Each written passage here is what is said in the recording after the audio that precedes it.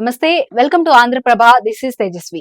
భారీ వర్షాలు, ఇతర విపత్తులను సమర్థవంతంగా ఎదుర్కొని పౌరులకు ఏ విధమైన ఇబ్బందులు తలెత్తకుండా ఉండేందుకు హైదరాబాద్ ఓఆర్ఆర్ పరిధి వరకు జీహెచ్ఎంసీ డిజాస్టర్ రెస్పాన్స్ బృందాలను విస్తరించనున్నట్లు రాష్ట్ర ప్రభుత్వ ప్రధాన కార్యదర్శి శాంతికుమారి తెలిపారు. హైదరాబాద్ నగరంతో పాటు ఔటర్ రింగ్ రోడ్డు పరిధి వరకు ఆకస్మిక వర్షాలు, వరదలు వచ్చినా ప్రజలకు ఏ విధమైన ఇబ్బందులు రాకుండా తగు వ్యవస్థను ఏర్పాటు చేయాలని ఇటీవల ముఖ్యమంత్రి ఆదేశాలు జారీ చేశారు. ఈ సందర్భంగా సచివాలయంలో నేడు సమీక్షా సమావేశం నిర్వహించారు.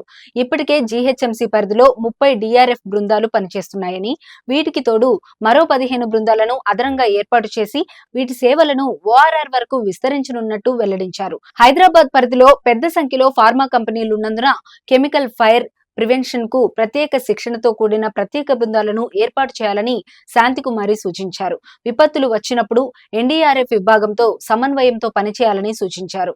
దేశంలోని ప్రధాన మహానగరాలైన ముంబై, ఢిల్లీ, చెన్నై, బెంగళూరులలో డిజాస్టర్ రెస్పాన్స్ బృందాల పనితీరుపై కూడా అధ్యయనం చేయాలని ఆదేశించారు.